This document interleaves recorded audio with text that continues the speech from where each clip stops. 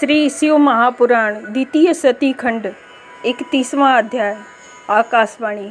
ब्रह्मा जी ने कहा, जब तब दक्षादि देवताओं को सुनाते हुए यह आकाशवाणी हुई कि हे मूर्ख दक्ष, तूने यह क्या अनर्थ कर डाला। तूने परम शिव भक्त दधीची का कहना नहीं माना, और जब वह ब्राह्मण तुझे शाप देकर चला गया तब भी तेरे हृदय में कुछ ज्ञान नहीं हुआ। फिर भी अपने घर में स्वतः आई हुई साक्षात मंगल स्वरूपा अपनी पुत्री सती का तूने अपमान किया। रे मूर्ख, तूने सती और शिव का पूजन नहीं किया। क्या तू ब्रह्मा का पुत्र होने से इतना गर्वित हो गया है? तुझे तो शिव जी की अर्धांगिनी सती का आदर ही करना योग्य था। सती तेरे लिए सदैव सेव्य थी। वह अनादि शक्ति, जगत की श्रेष्ठा, रक्षिका और कल्पांत में संहारिका हैं।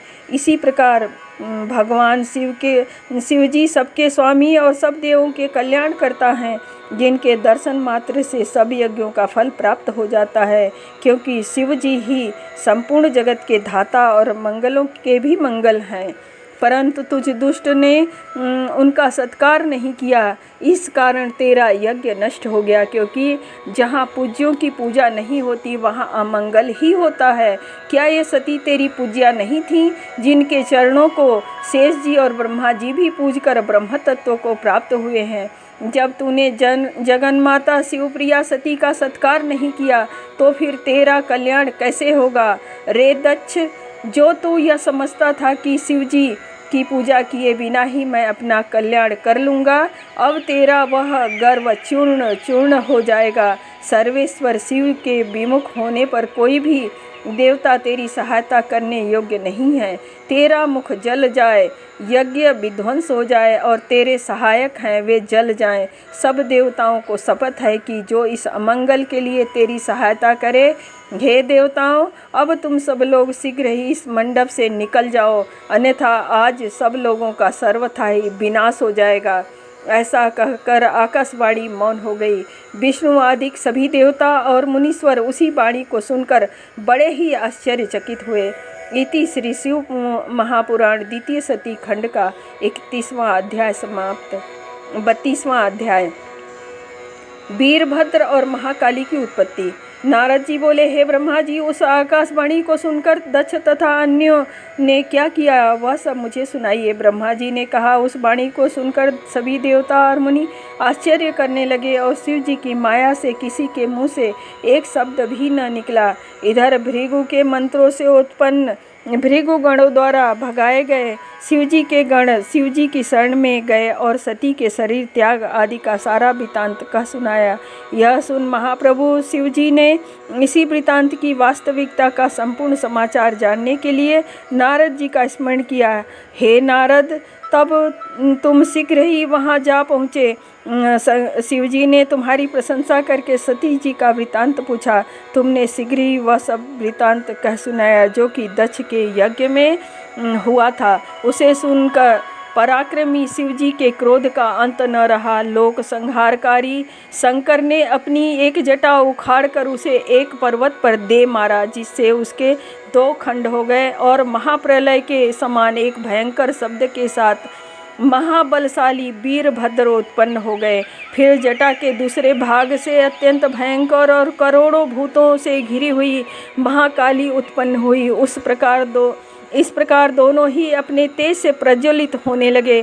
तदंतर महाबली वीरभद्र ने शिव जी को प्रणाम कर हाथ जोड़ निवेदन किया कि हे प्रभु, मैं क्या करूं, मुझे शीघ्र ही आज्ञा दीजिए। यदि आप कहिए तो मैं क्षण भर में ही समुद्रों को सोख लूं, पर्वतों को चूर्ण कर दूं, ब्रह्मांड को भस्म कर डालूं, अथवा देवताओं और मुनीश्वरों को भस्म कर दूं। आपकी कृपा से मेरे लिए कोई भी कार्य करना अशक्य नहीं है। मेरे जैसा पराक्रम न किसी में हुआ है न होगा। हे शिव, इस समय मेरा दक्षिण अंग फड़क रहा है। आप मुझे जहाँ भेजेंगे वहीं विजय होगी। यह सुनकर मंगलपति भगवान शिव किंचित संतुष्ट हुए और वीरभद्र को आशीर्वाद देकर बोले, हे तात वीरभद्र, ब्रह्मा का पुत्र दुष्ट दक्ष एक यज्ञ कर रहा है जो बड़ा अहंकारी और विशेषकर मेरा विरोधी है। तुम जाकर उसके यज्ञ को विध्वंस कर दो और देवता, यक्ष, गंधर्व जो कोई भी वहाँ हो उन सब को आज भस्म कर डालो।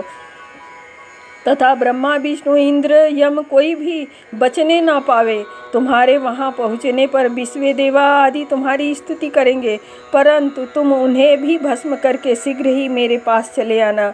जो देवता दधीचि ऋषि के कहने पर भी मेरे विरोधक बने वहाँ बैठे हैं, उन्हें व्याकुल कर अग्नि में जला डालना। हे वीर दक्ष को तो उसकी पत्नी और बांधवों सहित जलाकर पुनः तिल मिलाकर तिलांजलि दे आना। वीरभद्र से ऐसा कहकर क्रोध से लाल आंखें किए हुए भगवान शिव मन हो गए। इति श्री शिव महापुराण द्वितीय सती खंड का 32वां अध्याय समाप्त। 33वां अध्याय। वीरभद्र और महाकाली का सैन्य जुटाओ। ब्रह्मा जी बोले, जब शिवजी को प्रणाम कर वीरभद्र दक्ष का यज्ञ विध्वंस करने चला, शिवजी ने प्रलयाग्नि के समान और भी करोड़ों गणों को उसके साथ किया। वे सब प्रलय गण अत्यंत कुतूहल के साथ वीरभद्र के आगे पीछे होकर चले। उसमें वीरभद्र के ही समान हजारों पार्षद तो साक्षात रुद्र स्वरूप ही थे। वीरभद्र शिवजी का ही रूप धारण कर एक ऐसे रथ पर चढ़कर चला जो 400 हाथ लंबा था और जिसे 10,000 सिंह वहन कर रहे थे। एवं बहुत से सिंह और हाथी आदि उसके सहस्त्रों पार्श्व रक्षक थे। जब इस प्रकार वीरभद्र चले तो शीघ्र ही कल्प वृक्षों ने बहुत से फूल बरसाए और समस्त गणों ने उनकी स्तुति की। फिर काली, कात्यायनी, महेशानी, चामुंडा, मुंडमर्दिनी, भद्रकाली, भद्रावली और वैष्णवी, इन 9 दुर्गाओं ने भी दक्ष को मारने के लिए अपने भूतगणों के साथ प्रस्थान किया। उनके वीरभद्र और महाकाली के सब गणों की संख्या करना यहाँ अशक्य है। केवल श्रीमान शिव के गणों को कहता हूँ, जो भृंगी, कीट, असनी और मालक गण 64,000 करोड़ सेना लेकर चले थे। उस समय भेरी, शंख, जटाहर, मुखों तथा श्रृंगों के अनेक प्रकार के शब्द करते हुए और अनेकों प्रकार के बाजे बजा रहे थे।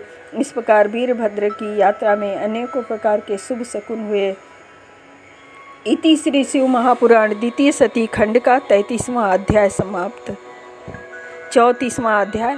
आकाशवाणी। ब्रह्मा जी बोले, उधर दक्ष तथा देवताओं को अपशकुन हुए। वीरभद्र के चलते ही दक्षादि को यज्ञ के विध्वंस सूचक तीनों प्रकार के उत्पात हुए।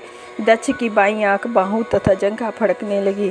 पृथ्वी में भूकंप हुए, दिशाएं मलिन हो गईं और सूर्य में काले दाग दिखाई पड़े। बिजली और अग्नि के समान नक्षत्र गिरने लगे।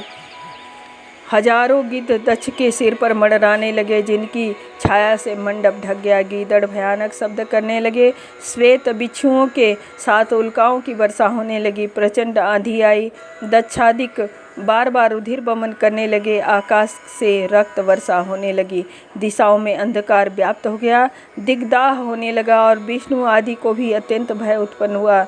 बैकुंठ वासियों सहित सबकी शक्ति क्षीण हो गई और सभी घबराकर अपने अपने स्थान में कछुओं के समान लौटने लगे। फिर तो उसी समय यह आकाशवाणी हुई, हे दक्ष, तुझे धिक्कार है, तू बड़ा पापी और मूर्ख है। अब तुझे शिवजी द्वारा अवश्य ही महादुख की प्राप्ति होगी और खेद है कि तेरे कारण आज यहाँ उपस्थित सब देवताओं को भी महान दुख प्राप्त होगा। इस प्रकार आकाशवाणी सुन तथा अपशकुनों को देख दक्ष बड़ा दुखी हुआ और डरता कांपता विष्णु जी की शरण में जाकर उनकी स्तुति करते हुए बोला। इति श्री शिव महापुराण द्वितीय सती खंड का 34वां अध्याय समाप्त। 35वां अध्याय। विष्णु द्वारा दक्ष को शिवोपदेश। दक्ष बोला, हे विष्णु जी, मैं बड़ा भयभीत हूँ, मेरी रक्षा कीजिए। आप तो यज्ञ स्वरूप ही हैं, अतः हे प्रभु, जैसे भी हो मेरे इस यज्ञ की रक्षा कीजिए। जब इस प्रकार बहुत सी प्रार्थना करके दक्ष विष्णु जी के चरणों में गिर पड़ा, तब शिव जी के चरणों में सिर नवाकर उसे उठाते हुए विष्णु जी समझाने लगे, हे दक्ष, तुमने शिव जी को क्यों भुला दिया? सर्वेश्वर भगवान शिव की अवज्ञा का ही यह फल है जो कि तुम्हारा कार्य विफल हो रहा है। पूज्यों का अपमान होने से पद पद पर विपत्तियां प्राप्त होती हैं। दरिद्रता, मरण और भय, ये तीनों प्राप्त होते हैं। अतएव तुम प्रयत्नपूर्वक शिव जी की पूजा करो। देखो, तुम्हारी ही दुर्नीति से आज हम सबका प्रभाव क्षीण हो गया है। ब्रह्मा जी कहते हैं कि विष्णु भगवान की यह वचन सुनकर दक्ष का मुख सूख गया। वह चुपचाप पृथ्वी पर बैठ गया।